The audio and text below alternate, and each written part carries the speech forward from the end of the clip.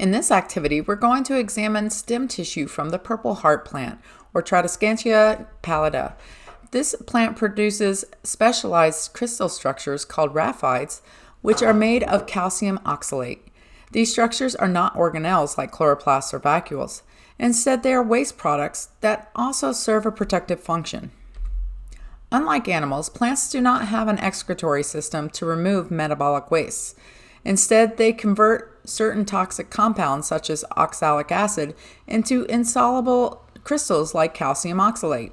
These crystals can be stored safely inside cells in the central vacuole without harming the plant. Raphides are long, thin, needle-like crystals. When plant tissue containing raphides is chewed, the crystals can puncture soft tissues in the mouth and throat, causing burning, irritation, and swelling.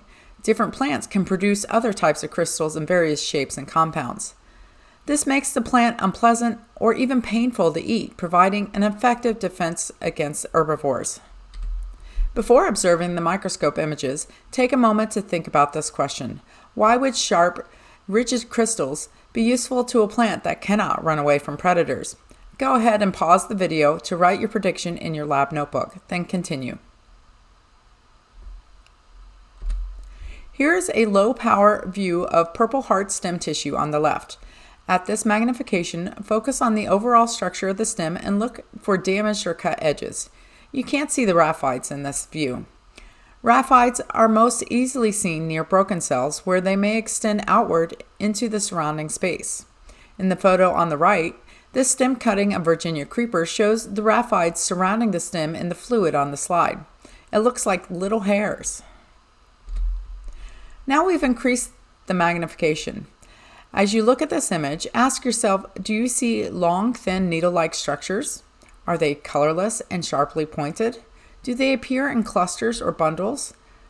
Are they emerging from damaged or broken cells? At this stage, simply observe and describe what you're seeing before labeling. The thin, pointed, colorless structures you see are raphides. These are calcium oxalate crystals that form inside specialized cells. They often appear in clusters and may be seen protruding from broken cells where the cell contents have been released. On the right is a microscope slide of Zebrina leaf tissue so you can see how they can be clustered. Unlike plastids, raphides are not living organelles. They are crystalline waste products. In your lab notebook, sketch a few raphides as they appear in the image. Try to capture their long, thin, needle-like shape and how they may occur in bundles.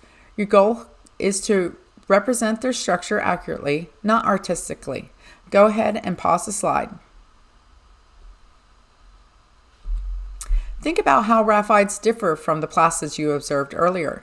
Describe how they differ in structure and function.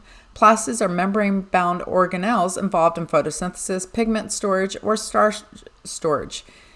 Raphides, in contrast, are non-living crystals with no membranes and no metabolic activity. Their function is storage of waste and defense, not energy production or storage. Go ahead and pause the video to answer this question. Consider why raphides would be useful in leaves and stems, which need protection from being eaten. Now think about fruits. Fruits are meant to be eaten so that seeds can be dispersed. Producing painful crystals in fruit tissue would work against the plant's reproductive strategy. Take a moment to answer the question in your lab notebook.